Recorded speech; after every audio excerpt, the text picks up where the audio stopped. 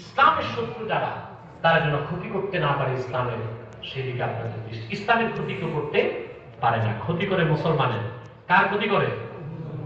কার ক্ষতি করে? বেঈমান ক্ষতি করে কার? ইসলামের ক্ষতি কারো পক্ষে করা সম্ভব নয়। কথা বুঝতেছেন? সবসময় আপনারা মিলেমিশে থাকবেন, একত্রে থাকবেন, নিজেদের মধ্যে দ্বন্দ্ব সংঘাত নিজেরাই মিটাবেন। যদি তা না করেন তাহলে আপনার শত্রু আপনাকে আঘাত করবে, ঠিক কিনা? আর বিশেষ করে এক মুসলমান আরেক মুসলমানের দিকে দৃষ্টি রাখতে হবে। কথা বুঝতে পারছেন? ইসলাম ও মুসলমানের বিপক্ষে জঘন্য চক্রান্ত করে যাচ্ছে এখন খ্রিস্টান মিশনারি, আমাদের বাংলাদেশে এবং আপনাদের আসামে। তারা বিভিন্ন জায়গায় মিশনারি স্থাপন করে মানুষকে ধর্মান্তর করছে, ঠিক না? তাদের মূল টার্গেট হচ্ছে মুসলমান। তারা যাদের খ্রিস্টান বানায় তাদের নাম খ্রিস্টান দেয় না, নাম দেয় ঈসাই মুসলমান। নজরুল্লাহ বলতেন, কত বড় ধোঁকা বলে। হলো খ্রিস্টান, নাম কি দেয়? ঈসাই মুসলমান। এতে মানুষ ধোঁকায় পড়ে যায়। কিসে পড়ে? আদতে খ্রিস্টান, নাম কি? নিঃসন্দেহে তারা অমুসলিম, তারা কাফের, ঠিক কিনা? বাংলাদেশে বিভিন্ন জায়গায় তারা দারিদ্রতার অজুহাতে পয়সা করে দিয়ে মানুষকে খ্রিস্টান বানাচ্ছে। ওই রকম চক্রান্ত যেন আপনাদের আসামে, বিশেষ করে করিমগঞ্জে না হয়, সকল মুসলমানকে লক্ষ্য রাখতে হবে। পারবেন না ইনশাআল্লাহ? আর আপনাদের ভাগ্য, বিধায়ক আপনাদের লোক, আলহামদুলিল্লাহ। কিসমত আপনাদের, বিধায়ক আপনাদের লোক। আরেকটি অমুসলিম সম্প্রদায়, কুখ্যাত কাফের গোষ্ঠী ইসলাম ও মুসলমানের বিপক্ষে চক্রান্ত করে যাচ্ছে, সেটা হলো কাদিয়ানী সম্প্রদায়। নিঃসন্দেহে তারা অমুসলিম এবং কাফের। তাদেরকে যারা কাফের বলবে না, তারাও কাফের। কারণ তারা আল্লাহর আখিরি নবী মুহাম্মদ সাল্লাল্লাহু আলাইহি ওয়াসাল্লামকে আল্লাহর শেষ নবী হিসেবে বিশ্বাস করে না। চিল্লায় বলেন নাউজুবিল্লাহ। এজন্য তারা কি? জোরে বলেন, তারা মানুষকে ধোঁকা দিয়ে কাফের বানাবার জন্য মুসলমানদের মতো নাম রাখে, টুপি লাগায়, দাড়ি রাখে। তাই বলে তারা মুসলমান হতে পারে? মনে রাখবেন, কাফেরের দাড়ি আর ছাগলের দাড়ি এক। যদি বলেন কোনটা নিরাপদ, আমি বলবো ছাগলের দাড়ি নিরাপদ। কারণ এটা দেখে কেউ ধোঁকায় পড়বে না, কাফেরের দাড়ি দেখে ধোঁকায় পড়তে পারবে।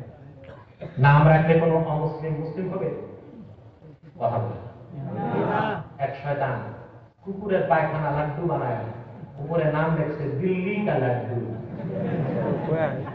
ওটা কি দিল্লি লাড্ডু হবে? ভিতরে কি? তদ্রুপ কাদিয়ানীরা অমুসলিম শেষ দরজার কুখ্যাত কাফের আব্দুল আব্বাল, আব্দুল সামাদ, মুবাশশির আলী, কবির চৌধুরী, এসব নাম রাখার দ্বারা তারা মুসলমান হতে পারে না। ভাইয়ের আমার, বন্ধুরা আমার, ভাইয়ের আমার, বন্ধুরা আমার, আমার আল্লাহ নূর নবীজি আমার হযরত মুহাম্মদ সাল্লাল্লাহু আলাইহি ওয়াসাল্লাম ইসলাম ও কোরআনের হাজার হাজার হাজার বছর পরে বর্তমান ভারতের পাঞ্জাবে কুখ্যাত গুরুদাসপুরের কুখ্যাত কাদিয়ানী ইংরেজ আমলে মিথ্যানুপদ দাবি করেছিল। সে শয়তানটার নাম রেখেছিল তার বাপ মির্জা গোলাম আহমদ কাদিয়ানী। সাবধান সাবধান, কাদিয়ানের কাজ্জাব, মিথ্যানুপদের দাবিদার মির্জা গোলাম শয়তান কাদিয়ানীকে গোলাম আহমদ বলা যাবে না। কারণ গোলাম আহমদ অর্থ হচ্ছে আহমদ এর গোলাম।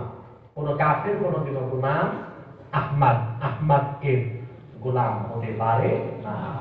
আর কাদিয়ানের কাজ্জাব, মিথ্যানুপদের দাবিদার মির্জা গোলাম শয়তান কাদিয়ানী, সে ছিল শেষ দরজার কুখ্যাত কাফের। সে গোলাম আহমদ, আহমদ এর গোলাম ছিল না।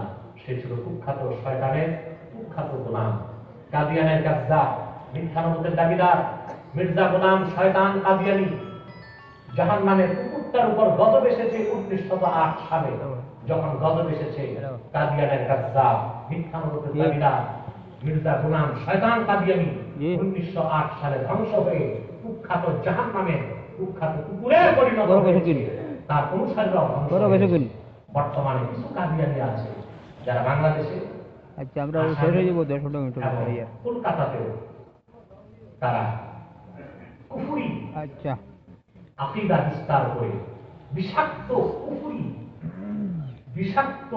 কুফরির বিষাক্ত বিষ ছড়িয়ে মানুষকে কাফের এবং অমুসলিম বানাবার চক্রান্তে লিপ্ত আছে। সেই সুযোগ আসামবাসী মুসলমান সেই কুখ্যাত কাফের কাদিয়ানীদেরকে দিবেন না। রাজি আছেন? তারা মানুষকে ধোঁকা দিয়ে অমুসলিম বানাবার জন্য নাম পরিবর্তন করে করে মিথ্যা পরিচয় দেয়।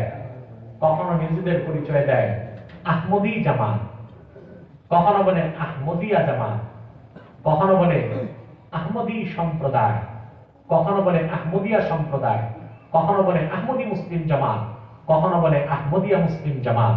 সাবধান সাবধান, কাদিয়ানীরা অমুসলিম কুখ্যাত কাফের, তাদেরকে আহমদী জামাত, আহমদিয়া জামাত, আহমদী সম্প্রদায়, আহমদিয়া সম্প্রদায়, আহমদী মুসলিম জামাত বা আহমদিয়া মুসলিম সম্প্রদায় বলা যাবে না।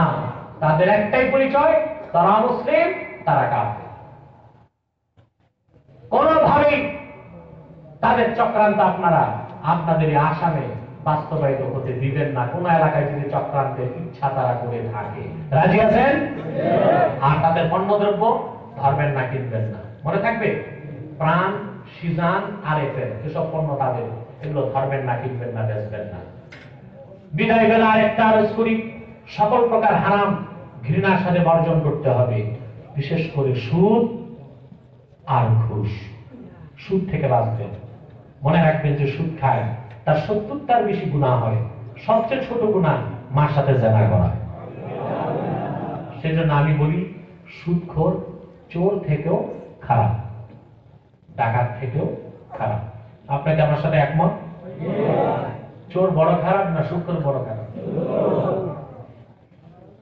হাদিসের কিতাবে এসেছে,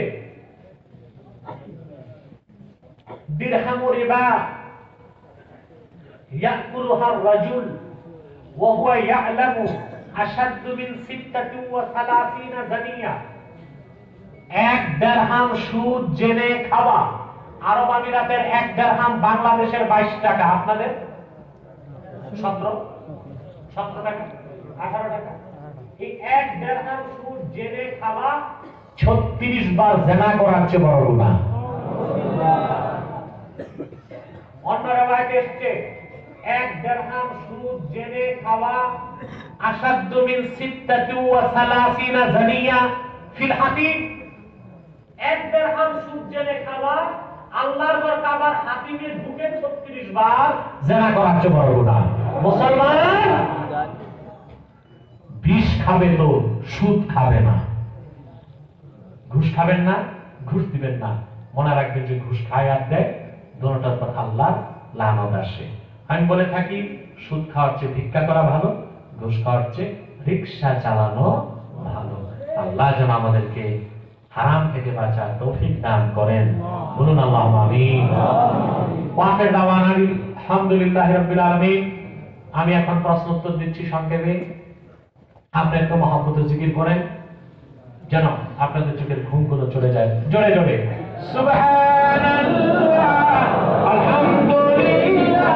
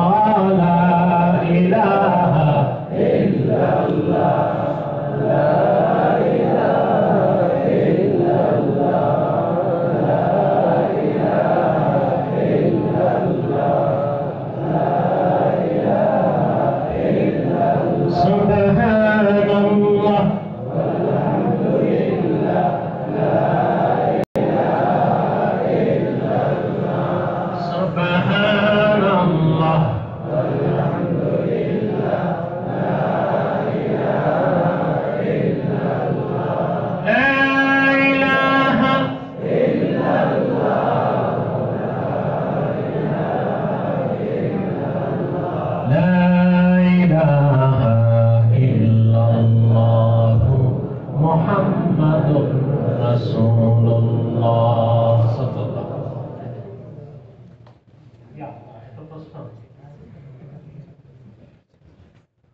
কোন জামে মসজিদে যদি রমজানের শেষ দিনে রমজানের শেষ দিন না শেষ 10 দিন ইতিকাফ না করা হয়, তার হুকুম কি? রমজানের শেষ 10 দিন ইতিকাফ করা সুন্নতে মুআক্কাদা। যদি কোনো জামে মসজিদে এলাকার পক্ষ থেকে কেউ না বসে, তাহলে পুরো এলাকার লোক সুন্নতে মুআক্কাদা তরকের গুনাহগার হবে। আর সেই পরিমাণটা কি হবে? ফতোয়া শামিতে এসেছে ইয়াসামু বিতারকি সুন্নাতিল মুআক্কাদাতি কাল ওয়াজিব। ওয়াজিব তরক করলে যে গুনাহ, সুন্নাত মুআক্কাদা তরক করলে সেই গুনাহ। তার মানে ওই সব এলাকার লোক ফাসিক হিসেবে বিবেচিত হবে। এটা হলো একটা হুকুম। দ্বিতীয় হুকুম, ইতিকাফ হচ্ছে ইসলামের শিআর। ইসলামের ফতোয়া শামিতে এসেছে ইসলামের কোন শিআর যদি কোন এলাকার লোক একসাথে ছেড়ে দেয়, তো রাষ্ট্র যদি শরিয়া রাষ্ট্র হয়, তাহলে রাষ্ট্রপ্রধানের উপর দায়িত্ব তাদের উপর আঘাত করা। কি করা? শায়েস্তা করা, পিটিয়ে তাদেরকে ঠিক করা। কথা বুঝতে পারছেন?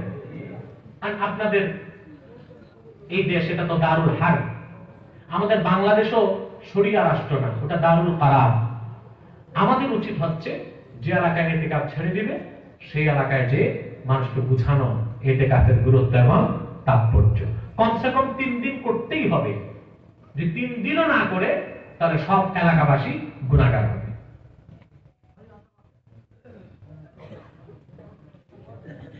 আমি একজন ছাত্র, আমার প্রশ্ন হচ্ছে পায়ের টাকনু ঘুরিয়া কাপড় পরায়। দেখুন বুখারী শরীফের হাদিস, রাসূলুল্লাহ সাল্লাল্লাহু আলাইহি ওয়াসাল্লাম ইরশাদ করেছেন, মান যারা ইজারাহু আসফালা মিন কাবাইন উলকিয়া ফিন নাম। যে তার ইজারকে, ইজার বুঝেন না? ভালো করে বুঝায়, শরীরের নিচে যে কাপড় থাকবে, লুঙ্গি হোক, সালোয়ার হোক, প্যান্ট হোক, ওইটাই ইজার। ওইটাই কি? এই ইজার কেউ যদি টাকনুর নিচে পড়ে, ওই অধমের ওই জায়গাটা জাহান্নামে নিক্ষেপ করা হবে। এই হাদিসকে সামনে রেখে নাকুল মুফতি ওয়া সাহিল কিতাবে আব্দুল হাই লাখনবী রাহমাতুল্লাহ, কত বড় আলেম জানেন? উপমহাদেশে তার সময়, তার যুগে তার চেয়ে বড় মুহাদ্দিস কেউ ছিল না। আপনার হেদায়া, শারহে কায়া, কানজুদ দাকায়, কুদুরি, এই সব কিতাবের আরবি হাসিয়া লেখছেন তিনি। লামাযহাবীদের বড় নেতা নাসিরউদ্দিন আলবানী একটা কিতাব লিখছেন সিফাতু সালাতিন নবী সাল্লাল্লাহু আলাইহি ওয়াসাল্লাম। সেই কিতাবের প্রথম পৃষ্ঠায় সে দলিল দিয়েছে আব্দুল হাই লাখনবী থেকে। অর্থাৎ তারাও তাকে কত বড় আলেম মেনেছেন। তিনি ছিলেন কে জানেন? হাফেজ আহমদ জৌনপুরী রাহমাতুল্লাহর খলিফা। জৌনপুর এমন কিছু প্রোডাক্ট বানাই দিছে, যা এক পাল্লায় দিলে আরেক পাল্লায়, কয়েক লক্ষ আলেম দিল, কয়েক লক্ষ আলেম এক পাল্লায় দিলেও আব্দুল হাই লাখনবীর পাল্লার ওজন কমাতে পারবে না। জৌনপুর এমন কিছু মানুষ বানাই দিয়ে গেছে। আব্দুর রব হাফেজ আহমদ জৌনপুরী রাহমাতুল্লাহি আলাইহি ইয়াকুব বাদলপুরীর মতো মানুষ তৈরি করে দিয়ে গেছে। ঠিক কিনা? যার দ্বারা আসামে, বৃহত্তর সিলেটে ইলমে তরিকত তাসাউফের ব্যাপক কাজ হয়েছে। আজও মানুষ তাকে শ্রদ্ধার সাথে স্মরণ করে। ঠিক কিনা বলেন? জৌনপুর কোয়ালিটিতে বিশ্বাস করে না, জৌনপুর কোয়ান্টিটি বিশ্বাস করে না, কোয়ালিটিতে বিশ্বাস করে। কি বিশ্বাস করে? কোয়ালিটি, কোয়ান্টিটি না। কোয়ান্টিটিতে কিছু হয়? কথা বলেন। আমাদের দেশে এক পীর আছে, তার মুড়ি 70 লাখ, নির্বাচনে দাঁড়ালে ভোট পায় 70টা। চিনতেন আপনারা? এই 70 লক্ষ মুরিদ দিয়া কি হবে? ভোট তো 70টা। তার মানে মুরিদদের অবস্থা, পীরের কাছে নোট, নেতার কাছে ভোট। ভাগ করছে, পীরের কাছে নোট, হাদিয়া, চাঁদা, আর নেতার কাছে ভোট। এরকম 70 লাখ মুরিদে কোনো কাজ হবে না। জৌনপুর কোয়ান্টিটিতে বিশ্বাসী নয়, কোয়ালিটিতে বিশ্বাসী। এই আব্দুল হাই লাখনবী রাহমাতুল্লাহ লেখা প্রসিদ্ধ ফতোয়ার কিতাব নাফুল মুফতি ওয়াস সাহেল, আরবিতে লেখা। ওনার আরেকটা বিখ্যাত কিতাব আছে উর্দু ফারসিতে, মাজমুয়া ফাতাওয়া। নাফুল মুফতি ওয়াস সাহেল তিনি লিখেছেন, ভালো করে খেয়াল করেন, কারো কাপড় যদি টাকনুর নিচে যায় অহংকারে, সেটা হারাম। সেটা কি? অহংকার ছাড়া যদি টাকনুর নিচে কাপড় যায় সেটা মাকরুহ তাহরিমা। আর কারণ থাকুক না থাকুক, কাপড় লম্বা হয়ে যদি মাটি পর্যন্ত যায় ওটা হারাম এবং কবিরা গুনাহ। এই তিনটা বিধান।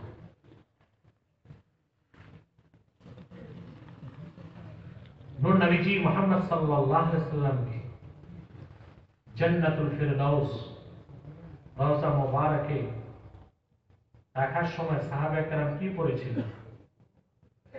দরুদ সালাম করেছিলেন।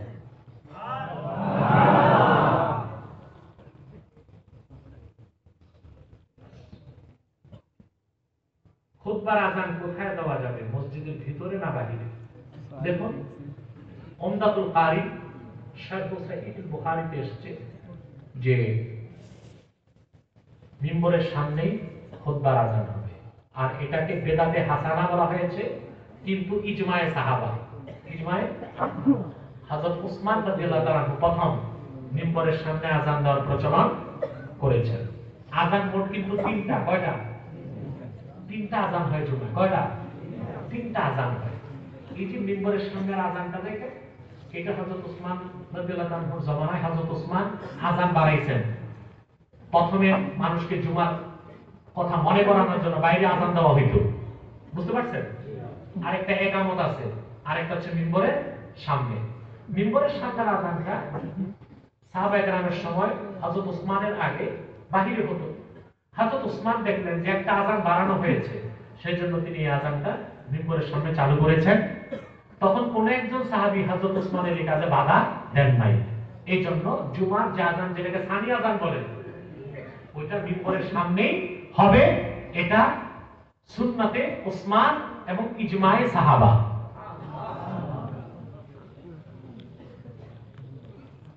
যোহরের ফরজের পূর্বে 4 রাকাত সুন্নতে মুআক্কাদা, ফরজ নামাজের শরীক হতে ছাড়া পড়লে ফরজ নামাজের পর প্রথম মুআক্কাদা 2 রাকাতকে আগে 2 রাকাত, তারপর 4 রাকাত।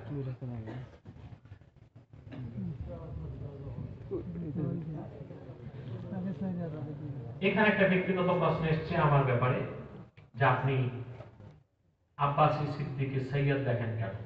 দেখুন, আমরা কারামত আলী জনপুরি রাহমাতুল্লাহ আলাইহি 3 স্ত্রী ছিল। কয় স্ত্রী? 2 স্ত্রী জনপুর, 1 স্ত্রী বাংলাদেশ নোয়াখালী। এই 3 স্ত্রীর ঘরে ওনার 6 ছেলে 9 মেয়ে ছিল। কয় ছেলে? 9 মেয়ে। ওনার প্রথম 2 ছেলের কোনো আওলাদ নাই। প্রথম ছেলেটা বালেগ হতে ইন্তেকাল করছে। দ্বিতীয় ছেলে ওনার হাফেজ আহমদ জনপুরি রাহমাতুল্লাহ, ওনার কোনো আওলাদ ছিল না। ওনার জনপুরের ঘরের 2 ছেলে থেকে আওলাদ, আর ওনার নোয়াখালীর 2 ছেলের ঘরে আওলাদ, 9 মেয়ের ঘরে আওলাদ। আর ওনার ভাই ছিলেন রজ্জবালী সাহেব, ওনার ঘরে আছে আওলাদ। ওনার রক্তের সম্পর্কের আওলাদ ওনার ছেলে থেকে, মেয়ে থেকে, ভাই থেকে। কথা বুঝতে পারছেন? আমার যিনি পর্দাদা ছিলেন, উনি কারামত আলী জনপুরি রাহমাতুল্লাহ 8ম মেয়ে হাজেরা বিবির বড় ছেলে। কথা বুঝতে পারছেন? এটা আমার সাথে ওনার রক্তের সম্পর্ক, সেজন্য সিদ্দিকী লেখা হয়। আর আমার পর্দাদা যিনি, ওনার বাপ ছিলেন, মানে আমাদের পিতার দিক দিয়ে হযরত আব্বাস রাদিয়াল্লাহু তাআলা আনহুর 47তম আওলাদ আমরা। আর যারা আলে আব্বাস, তারা আহলে বায়ত, তারা সাইয়্যিদ এবং সাদাত। ফিকহের সব কিতাবে লেখা আছে 3টি বংশের উপর যাকাত সদকা হারাম: আলে ফাতেমা, আলে জাফর, আলে আব্বাস। এবং আলে আব্বাস আহলে বাইতের অন্তর্ভুক্ত, এজন্য আমরা আব্বাসী এবং সাইয়্যিদ লিখি। বিস্তারিত জানতে ইন্টারনেট সার্চ করে দেখে নেবেন। সে আমার পেজে ঢুকলে সাজানা দেওয়া আছে 3টা। কত বুঝতে পারছেন? মাইকে কোরআন তেলাওয়াত করা শরীয়তের দৃষ্টিতে বৈধ না অবৈধ? সম্পূর্ণ বৈধ। অবৈধ পাগল ছাড়া কেউ বলতে পারে না। ও সারা রাত যে ছবি না পড়ে, এটা ঠিক না। মাইকে সারা রাত মুতলাক কোরআন তেলাওয়াত, মুতলাক বুঝেন, শুধু তেলাওয়াত, তরজমাও না, ব্যাখ্যাও না, এটা আপনি মাইকে করলে গুনাহ হবে। কারণ আল্লাহর নির্দেশ, ওয়াইদা কুরিয়াল কুরআনু ফাসতামিউ লাহু ওয়া আনসিতু, যখন কোরআন পঠিত হয় তখন তোমরা চুপ থাকো এবং শোনো। এখন আপনি সারা রাত মাইকে কোরআন তেলাওয়াত করবেন, এখন যারা ঘুমায় আছে তারা তো শুনবে না, শুনবে? কাজে কর্মে থাকবে তারা শুনবে, গল্প গুজবে থাকবে তারা শুনবে। তো এই যে হাজার হাজার মানুষকে আপনি কোরআনের হুকুম মানার ক্ষেত্রে বাধা দিলেন, ইচ্ছা থাকতো তারা পারলো না, শুনলো না, এই গুনাহগার আপনি বানানোর কারণে আপনিও গুনাহগার হবেন। মুতলাক কোরআন তেলাওয়াত মাইক ছাড়া করাটাই উচিত। একই প্রশ্ন, ইল্লাল্লাহ বলে জিকির কতটুক যায়? এটা আমার দুঃখ লাগে। দেখেন, লামা সাবিরা কালেম অর্ধেক করছে, শুধু লা ইলাহা ইল্লাল্লাহ, বাকি অর্ধেক বাদ দিয়েছে। আমাদের দেশের কিছু পীর অর্ধেকরে আর অর্ধেক করছে ইল্লাল্লাহ। আল্লাহ মাফ করুক, কিছুদিন পর বলবে শুধু ইল্লা ইল্লা করো। এখনো হচ্ছে বাংলাদেশ জিকির হয় হু হা হু হা, শুধু ইল্লাল্লাহ জিকির, সুন্নতের খেলাফ। কিসের খেলাফ? সুন্নতের খেলাফ কাজ হলো বিদআত। সুন্নত বিরোধী নব আবিষ্কৃত যে কাজ, ওটার নাম কি? বিদআত। হুকমান বিদআত দুই প্রকার। কয় প্রকার? এক প্রকার হলো কুল্লু মা উহদিসা ইউখালিফুল কুরআনা ওয়াস সুন্নাহ আসরা সাহাবা ওয়া ইজমা আল উম্মাহ ফাহিয়াল বিদআতুস সাইয়্যিআহ। প্রত্যেক নব আবিষ্কৃত সেই কাজ যা কোরআন, সুন্নাহ, সাহাবায়ে কেরামের আমল আর ইজমায়ে উম্মতের বিরোধিতা করে, ওই নব আবিষ্কৃত বেদাত হলো বেদাতে সাইয়্যিআহ, হারাম। ওটা কি? কথা বলেন। হারাম। ওয়া কুল্লু মা উহদিসা লা ইউখালিফুল কুরআন ওয়াস সুন্নাহ আসরা সাহাবা ওয়া ইজমা আল উম্মাহ ফাহিয়াল বিদআতুল হাসানা। আর প্রত্যেক সে নব আবিষ্কৃত কাজ যা কোরআন, সুন্নাহ, ইজমায়ে উম্মাহ এবং সাহাবায়ে কেরামের আমলের বিরোধিতা করে না, ওইটা বেদাতে হাসানা। এখন ইল্লাল্লাহ জিকির কোরআনেরও বিপক্ষে, সুন্নতেরও বিপক্ষে, সাহাবায়ে কেরামের আমলেরও বিপক্ষে, ইজমায়ে উম্মতেরও বিপক্ষে। তাহলে এই জিকিরটা বেদআতি জিকির। কি জিকির? বেদআতি। কারণ কোরআন শরীফে আল্লাহ কি বলেছেন? ফালাম আন্নাহু লা ইলাহা ইল্লাল্লাহ। আল্লাহ কি শুধু ইল্লাল্লাহ বলেছেন না, আন্নাহু লা ইলাহা ইল্লাল্লাহ? নুসরাত আসমের হাদিস, বুখারীর হাদিস, আল্লাহ রাসূল বলেছেন জাদ্দিদু ঈমানাকুম। ক্বালু কাইফা নুজাদ্দিদু ঈমানানা? আল্লাহ রাসূল বলেছেন ঈমানকে তাজা করো। সাহাবায়ে কেরাম বলেছেন হুজুর কিভাবে তাজা করব? আল্লাহ রাসূল বলেন কাফিরু লা ইলাহা ইল্লাল্লাহ, বেশি বেশি পড়ো লা ইলাহা ইল্লাল্লাহ। এখন আপনি যদি অর্ধেক করেন ইল্লাল্লাহ, রাসূলুল্লাহর সুন্নতের বিপক্ষে কাজ হলো কিনা? কথা বলে না। অতএব এইভাবে জিকির আম ভাবে করা বেদাত উচিত নয়। তবে চিশতিয়া তরিকার মাশায়েখগণ ইল্লাল্লাহ জিকিরের সবক দেয়। চিশতিয়া তরিকার মাশায়েখগণ কখন দেয়?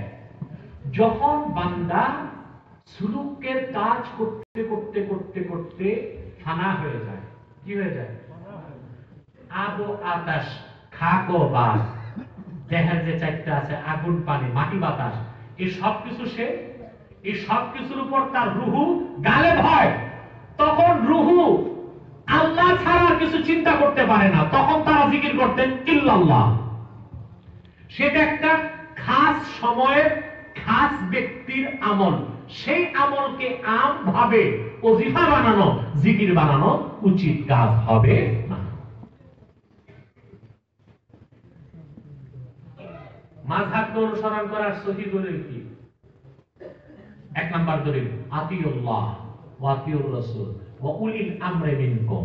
আল্লাহ বলেছেন আল্লাহর আনুগত্য করো, মুহাম্মদ সাল্লাল্লাহু আলাইহি ওয়াসাল্লামের আনুগত্য করো, এবং মুহাম্মদ সাল্লাল্লাহু আলাইহি ওয়াসাল্লামের উম্মতের মধ্যে যারা উলিল আমর, তাদের আনুগত্য করো। এই উলিল আমর কারা, এটার ব্যাখ্যা এসেছে সুনান দারিমিতে। সুনান দারিমিতে ইমাম বুখারীর উস্তাদ ইমাম দারিমি, আরো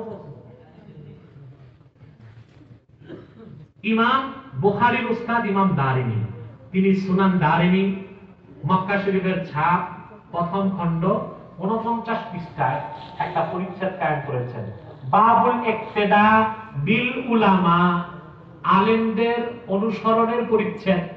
তাহলে বুখারীর উস্তাদও আলেমদের অনুসরণ সমর্থন করছেন।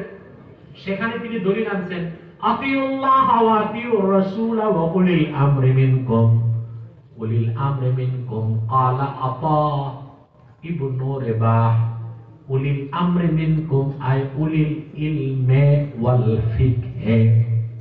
এই যে উলিল আমরের অনুসরণ আল্লাহ করতে বলেছেন, এরা কারা?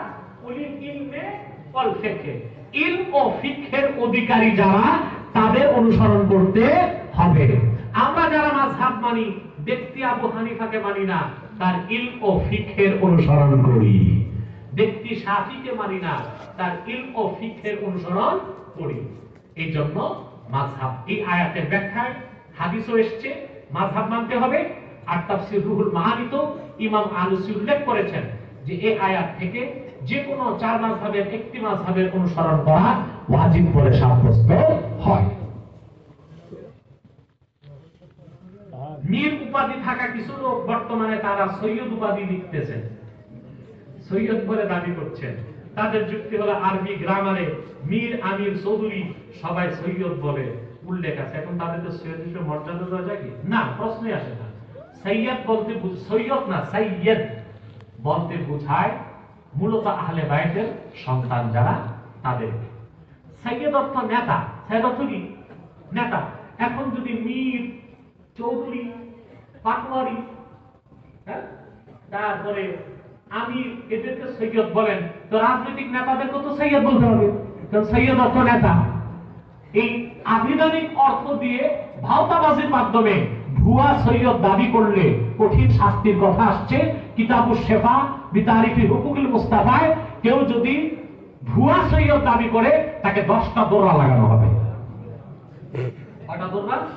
এবং এটা নাজায়েজ হবে, গুনার কাজ হবে। ওইরকম ভুয়াদেরকে সৈয়দ হিসেবে মর্যাদা দেওয়া আপনাদের জায়েজ হবে না। আসুন আমরা মুনাজাতের আগে একটু দরুদ সালাম করব। মুহাম্মদে সাল্লাল্লাহু আলাইহি